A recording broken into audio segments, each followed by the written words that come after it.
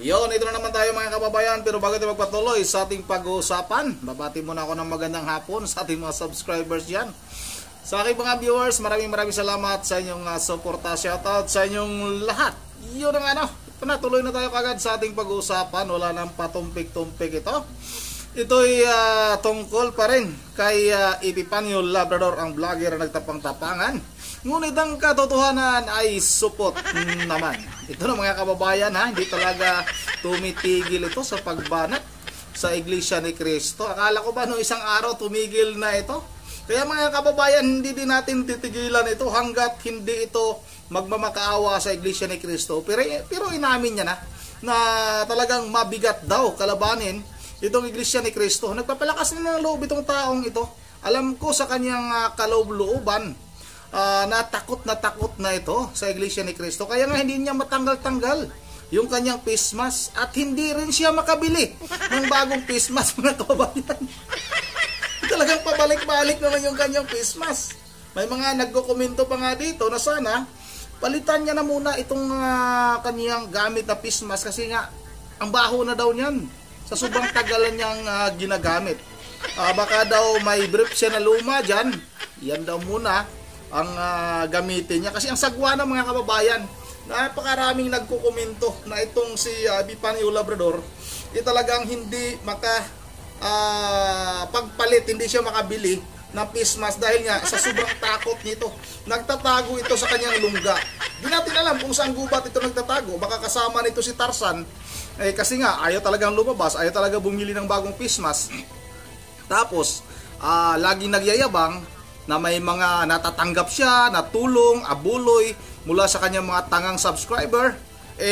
Face mask nga hindi nga makabili. Huwag mo kaming paglulukuhin.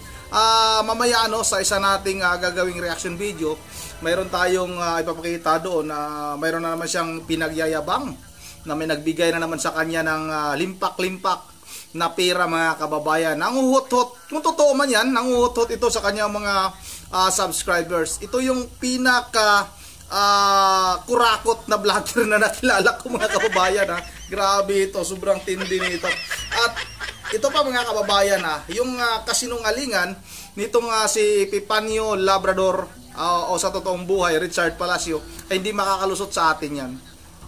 Binabanata na naman niya itong si Pangulong Duterte. Sa mga DDS pala dyan, shout out sa inyong lahat.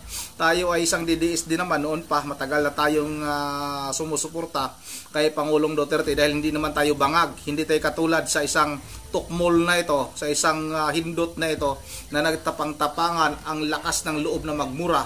Kasi nagtatago naman, ayaw naman magpakita ng mukha niya, pinapakita halos matanan lang niya. Darating nga yung araw mga kababayan na mag-vlog ito na naka-helmet na ito. Nung isang araw nga, nabanggit ko na rin ito, na hindi ito nagsuot ng sombrero. Inapansin na may piklat pala siya sa noo. Yung si Richard Palacio, may piklat din sa noo. Kaya magkatugma talaga. Biglang nagsombrero. Kasi nga hindi raw siya si Richard Palacio.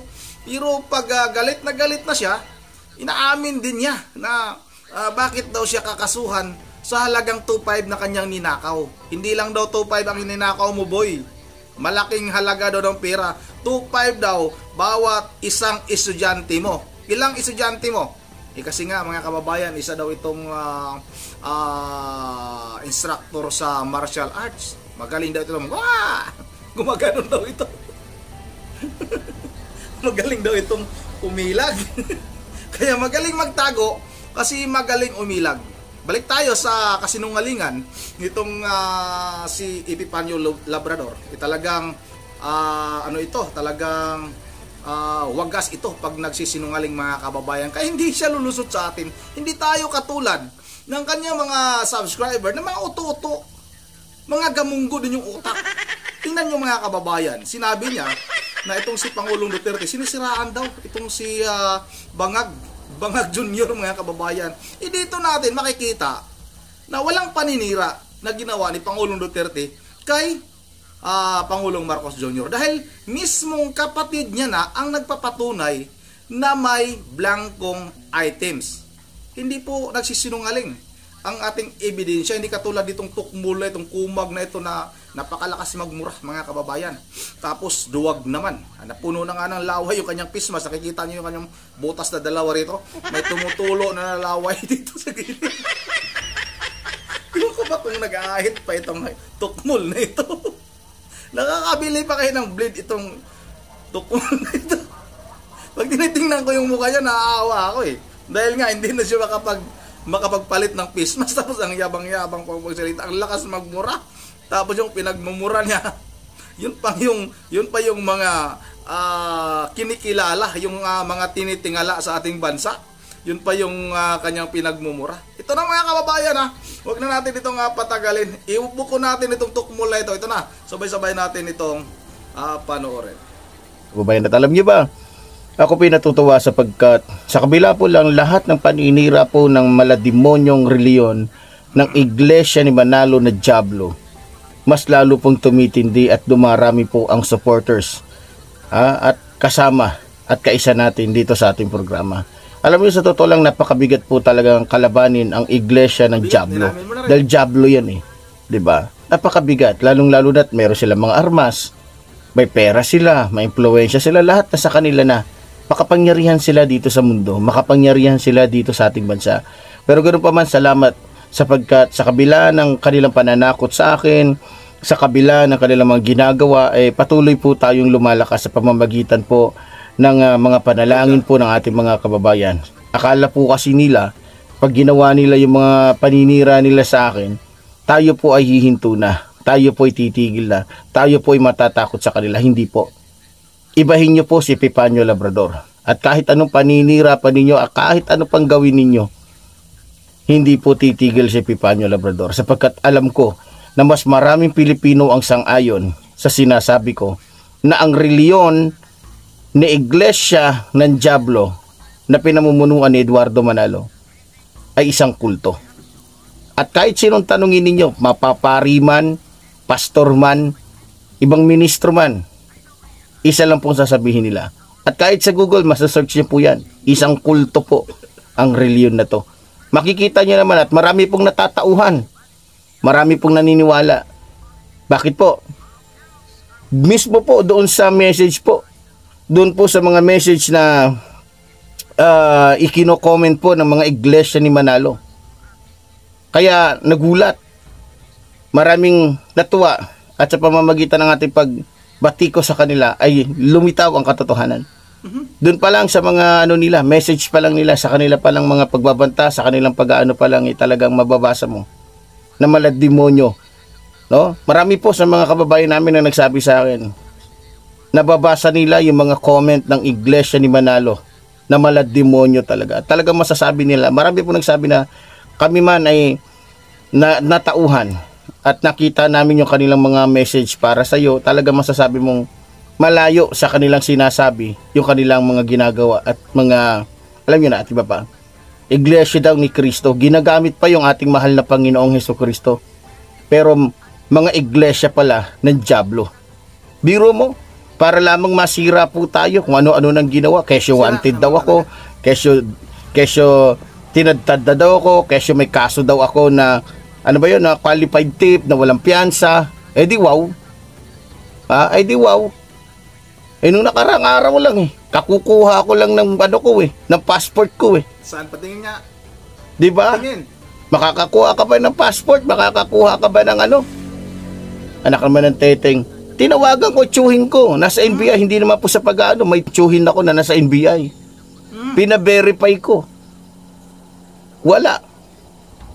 Kaya nga, natatawa na lang ako Akala ng iglesia ni Manalo na Diablo, magagawa nila sa akin yung ginawa nila kay Brother Eli Soriano. Ang hindi nila alam, hindi ako si Brother Eli Soriano para takutin na lamang nila, para siraan ng kung ano-ano. Biro mo, para lang masira tayo, mga minamahal ko mga kababayan. Nang rape daw ako ng 16 years old. Biro mo yan? Matindi. Ewan ko lang kung anong susunod. Baka mamaya sabihin, drug lord ako. Pusher ako. Kasi yun ang hindi pa na ano dun Di ba? Oo. Pero ganoon pa man, hindi po yan ang topic natin. mga minamahal ko mga kababayan. Ang topic natin ngayon ay yung best friend at kaibigan talaga ng isang reliyong kulto na isa ring demonyo, isang diablo na kung saan naging pahirap po sa mga Pilipino. Walang iba kundi etong mga sakop o mga tao ni Duterte na mga demonyo din at mga diputa, mga tarantado, mga demonyo, mga hayop, mga traidor, mga magnanakaw sa pera ng taong bayan. Kaya galit na galit sila. Kasi pagdating kay Epifanio Labrador, talagang lalamukasin kayo. Talagang tatadtarin kayo sa mura. Ay, sabi nga ng aking kaibigan, ay dapat lang. Kahit sa ganung bagay man lamang ay makaganti ang mga Pilipinong niloloko ng mga politikong sakim sa pera at kapangyarihan. Di ba? Sa totoo lang, masama ang magmura. Pero, hindi ako nagmumura sa mga taong karapat dapat lamang na respetuhin, igalang, mahalin, at tularan. Nakikita nyo naman, hindi po tayo basta nagmumura lang dito kung sino-sino lang gusto natin murahin. Kapag ang isang tao ay mabuti, never po yan makakatanggap sa akin ng pagmumura. Di ba? Galit kayo dahil minumura kayo, mga siraulong, mga gagot, mga magnanakaw na politiko ni Epifanio Labrador. Pero hindi kayo nakukonsyensya sa ginagawa ninyo, naninanakawan ninyo, yung mga taong niloloko ninyo. Ayan, sige na. Di ba? Okay, dumako po tayo. Ito po'y tungkol po sa naging reaction po ng ating minamahal at ginagalang na Pangulong Ferdinand Marcos Jr. Nag-react po. Kasi parang binabaliktad ni Digongyo. Para bang habang papalapit yung eleksyon, todo pag-iinarte, todo paggagawa na naman ng mga istorya ang ginagawa nito ni Digongyo na kung saan mas demonyo pa kay Lucifer. Para maintindihan po natin, ito, panoorin po natin. Tila pinambabala raw ang kontrobersya tungkol sa 2025 national budget para patumbahin ang gobyerno at ituloy ang destabilisasyon. Yan ang duda ni Pangulong Bongbong Marcos. Nasa frontline balitang yan si Maricela Lili. Ang mga kumukwestiyon sa 2025 national budget ay yung mga gusto raw na matigil ang operasyon ng gobyerno. I guess that's what they want. They want the government to cease working. So yung matuloy yung kanilang mga destabilization na ginagawa. Galing mismo yan kay Pangulong Bongbong Marcos. Parte raw ng planong destabilisasyon ng gobyerno ang paghahain ng petisyon sa Korte Suprema para ideklarang unconstitutional ang 2025 national budget. Ayon kay PBBM, wala silang contingency plan sakaling katigan ng Korte Suprema ang petisyon ng dati niyang Executive Secretary na si Attorney Vic Rodriguez at ni Davao City 3rd District Representative Isidro Ungab. Pero kumpiyansa ang Pangulo na wala silang nilabag na batas. President Maynard tells me that we are on a solid footing in terms of constitutionality. I don't know why they bothered to file that because napakahirap ng kanilang assertion. It clearly doesn't... well, anyway, it's not for me to make the argument. Dagdag pa ng Pangulo, wala ngang blankong item sa 2025 national budget. Because I reviewed it, analyzed it, and yes, in parts, vetoed it. And so for those of you, and up to now, I cannot find those damned blank items. Ni-review at binasa raw ni PBBM ang mahigit 4,000 pahina ng 2025 General Appropriations Act. Pero hindi niya raw makita ang tinutukoy na blank items. I'm convinced that they simply do not exist because it is not allowed to exist. Sinabi yan ng Pangulo sa harap mismo ng Justices ng Supreme Court.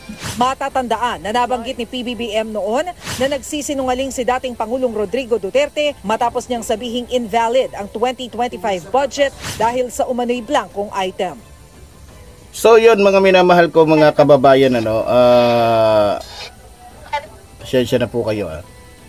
So ayun mga minamahal ko mga kababayan, kung maalala po ninyo, bago po itong mga pangyayari nito, sabi ni Rodrigo Roa Duterte, itong si Raulong matandang to, sabi niya, adik daw ang ating Pangulo. Adik. Totoo yan. May bangag daw tayong Pangulo. Kasi, Kaya niya sinabi yon dahil ang purpose niya, pabaksakin at sirain ang ating mahal na Pangulo.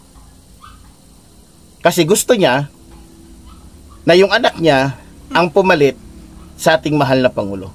Dahil nga sa hindi sinang-ayunan ng ating mahal na Pangulo yung pagnanakaw ng kanyang munay kaiha na siraulot magnanakaw sa lahat ng magnanakaw. Yan ang mga kababayan, para kontrahin itong sinabi ni Tukmul na ito, itong si Epifanio Labrador. Ito may papakita ko sa inyong video ha.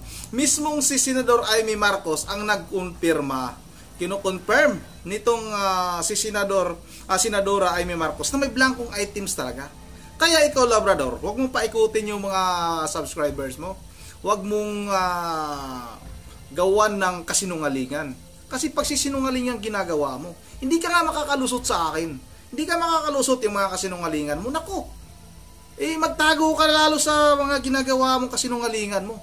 Baka sa sunod na araw, nasa ilalim ka na ng lupa magbablog. Masyado kang sinungaling. Itong mga kababayan para maliwanagan, itong mga subscribers nitong si Richard Palacio, alias Epifanio Labrador. Ito mga kababayan, mismong kapatid na ni Pangulong Bongbong Marcos Jr. ang nagsalita. Sinabi talaga na may totoong blankong items. Mga blanko. Ito mga kababayan, ito, panoorin natin to. Para itong si Supot na ito ay magpatuloy na ito. Magpatuloy ka na muna. Kasi puro ka kasinungalingang litsugas kang tao ka. Puro ka magtanggal ka muna ng pismas para maniwala kami sa yung hindot ka. Ito, panoorin natin to. Lang manang, Yan, si Amy yan. posibilidad ko, nasabihan siya, na warningan siya, na baka ito ang magpapahamak sa'yo. Ayun. So may basehan ang pag-question sa budget. Oo naman. Sige, anong Hindi nga basehan? ako pumirma Pero yung sinasabi ni Pangulo Duterte at ni Pangulo Bongbong, Magkaiba. dalawang magkaibang dokumento kasi yung sinasabing blankety blank, yung maraming blanco, totoo yun. Kaya hindi ako pumirma ng BICAM.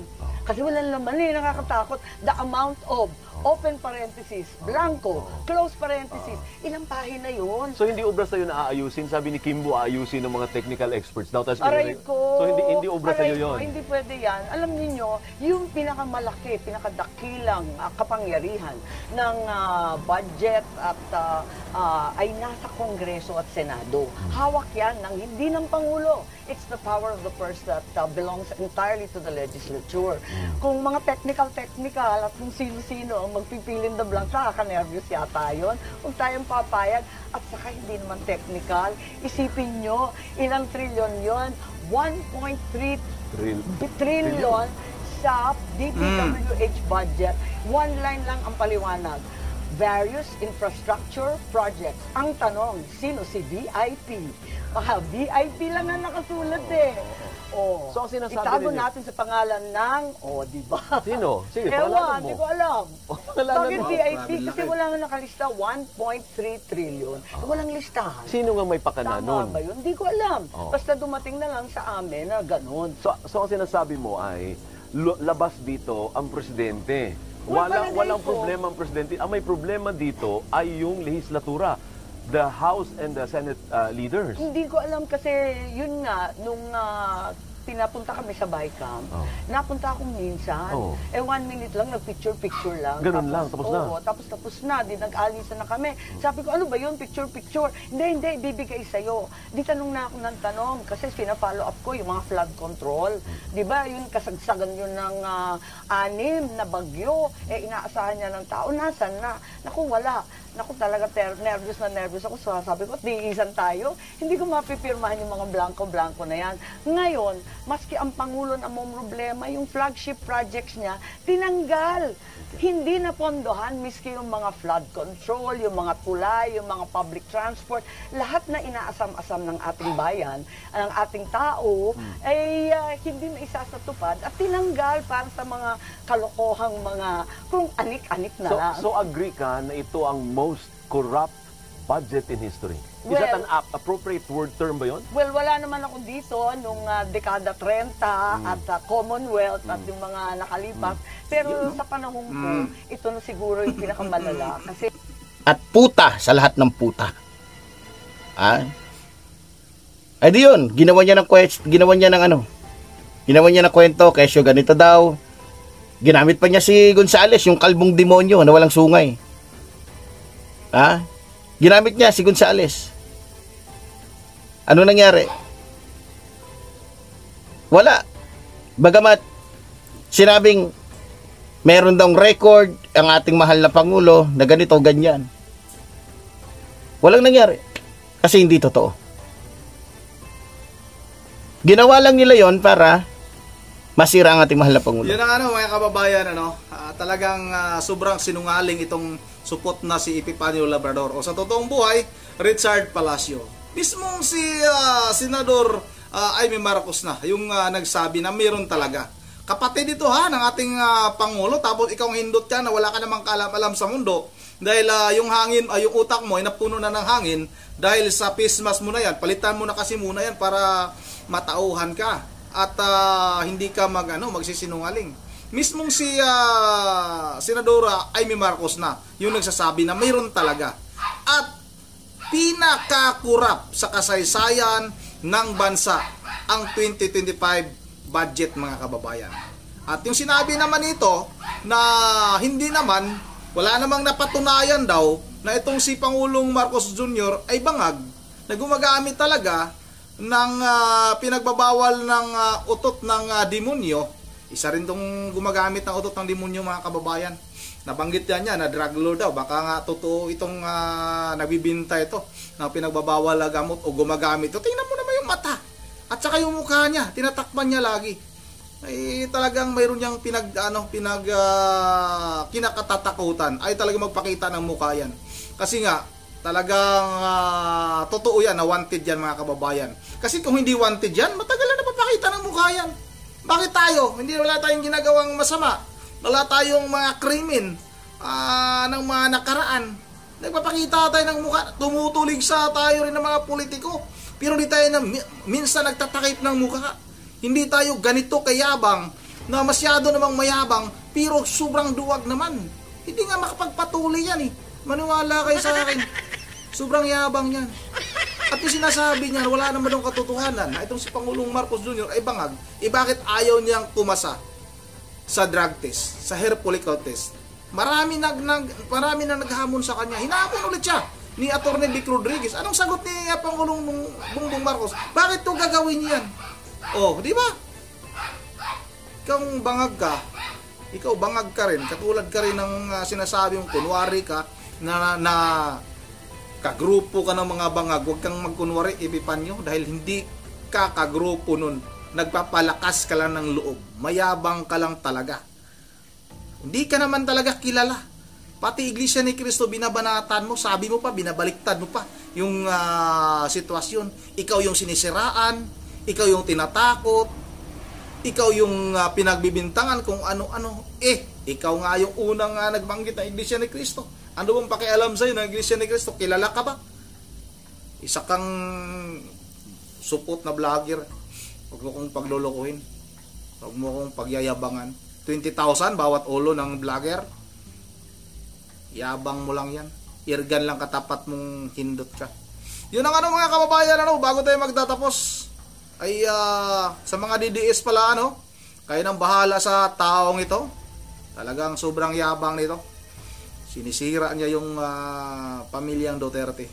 Talagang, pero alam ko naman mayroong tao na sa likod dito. Pero malamang, mga kababayan, yung mga nasa lugar lang niya, sa may Negros, yung mga politiko dyan, baka ito yung nagpupundo ng hindot na ito at nagtatago. Kaya nagtatago ito, kung saan nagtatago ito. Baka sa ilalim ng lupa nga ito nagtatago, mga kababayan. Baka may may nitso ito sa ilalim ng lupa. Yun ang bakit magtatapos ay mag-shout out lang muna ako, Magbabasa ako ng ilang mga komento dito. Meron tayong mga komentong babasahin, mula sa ating mga bagong subscribers, yung mga nagko-komento dito.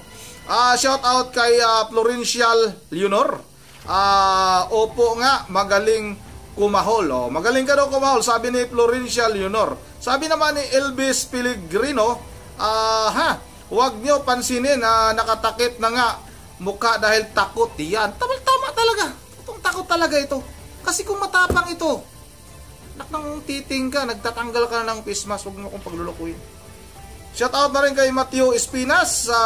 Pag magsalita sa tapang ay duwag yan, bayad. Yan kaya, bayad, may nagbabayad talaga. Ganun, kaya ganun. O, yan ang shout out rin, no? Ito, pinipin ko to eh. Si Darwin Binsab. O, sabi niya takot naman kayo sa kanya. Sino kayong takot? Takot kami kay Epipanyo. Paano kami natatakot? Hindi naman kami nagtatakip ng mukha. Lumalantad kami. Kaya ito isang subscriber na tanga din to ni Epipanyo. Ito naman yung reply ni Darwin ni Rodney Reyes. Sabi niya, pakita siya kung matapang siya. Magsama pa kayong dalawa para malaman mo. Sabihin mo lang kung saan. Antay ako ng reply mo. Yan, nag-antay ng reply sa'yo, Darwin. Tapos, ito naman yung reply ni Lunisan. Ito naman, sinong takot? Kahit pa nga magsama-sama kayong dalawa. Yan kasi, bagay naman kayo, mga ilo. Shout out na rin shout out. Ito si Florencia Junior, nag-komento, no? Rodney Reyes, oo nga po. Sana mabati ko sa INCD kami, hindi kami ang gumaganti kundi ang Panginoon. Panginoon ang nagtatanggol sa kanyang bayan. Tama talaga. Ito naman ang reply ni Online Puro. Criminal man yan. Kaya nakatakip ng mas kasi may 2 pending na kaso di hinarap. Ayan o, 2 palang kaso mo ang pending, hindi mo hinaharap. Yan ilalagay natin sa title dyan. Epipanyo Labrador, sa totoong buhay, Richard Palacio may 2 kasong pending kaya lagi nakapismas. Yan tandaan niyo yung title ko dyan sa gagawin kong reaction video na ito. Ayan shout out na rin kay Numi Vargas. Ayaw bumaba ng bundok, baba. Ayaw bumaba ng bundok, baba ka sa bundok. Diyan sa pinagtataguan mo, mayabang ka Epipanyo Labrador. O, diba? Puro na yabangan sa yung tao. Wala ka talagang mahanap na kakampi. May kakampi ka. Yung mga sinto-sinto mo ring mga followers, mga subscribers mo. Huwag niyo pansinin, nakatakip na mukha at dahil takot yan. Ayan tapos ko na yan. Opo, magaling kumahol. Sabi ni Florencia Junior. Ito na, shoutout na rin Shoutout na rin kay Rilin Pahimnayan. Rilin Pahimnayan. Napakabuti ng INC ulitin natin napakabuti ng INC ng pamamahala. Tinuruan kami kung paano sumunod sa gobyerno, sumunod sa batas mahaba-haba ito sumunod sa batas, kautusan ng Diyos. Magaling, mabuting mamamayan. Ikaw, Iping, kung manira ka at kung murahin mo ang pamamahala, lumabas ka sa taguan mo. Pakita mo tapang mo. Pakita namin sa'yo kung gaano namin kamahal ang INC at ang pamamahala. Ikaw ang di namin titigilan. Panyong. Ay, shout out rin kay Ma'am Joyce ng Japan, kay Disa Borby, kay Member J. Berel Diyos ng Pulilan, Bulacan, at sa kanya mga apo na si Coco, si Dion, at saka si Yore. Shout out sa inyo dyan, Mama. Yun ang mga kababayan, ito yung mga komento ng ating mga kababayan na talagang galit-galit. Ulitin ko may nabasa kasi ako dyan na nagsasabi na INC. Hindi po ako INC, isa po akong Katoliko. Katoliko po ako, pero hindi ko po gusto ang ginagawa nitong si Epipanyo o sa totoong buhay Richard Palacio sa ginawa niya sa Iglesia ni Cristo. Ano bang ginawa ng Iglesia ni Cristo? Gusto ng kapayapaan? Nagkaroon tayo ng peace rally para magsama-sama sana ulit. Kasi magkasama naman talaga itong si Vice President Sara Duterte at si Pangulong Bongbong Marcos. Kasama mismo ako. Kasama ako noon ng mga ginagawa nila noon na pangangampanya sa Maynila. Kasi kasama po tayo kung saan-saan tayo nakakarating. Nagmumotorkid, kasama po tayo. Kaya ikaw Panyong, ikaw Richard Palacio, wala kang alam dahil matagal ka na nagtatago sa bundok, matagal ka ng wanted, kaya itigil mo na yung kayabangan mo. Yun na nga naman, dito na lang muna. Once again, this is Rundi TV mo. Ingat yung lahat. Ingay ng tuta ko. Once again, this is Rundi TV mo. Ingat yung lahat. God bless bawat isa sa atin.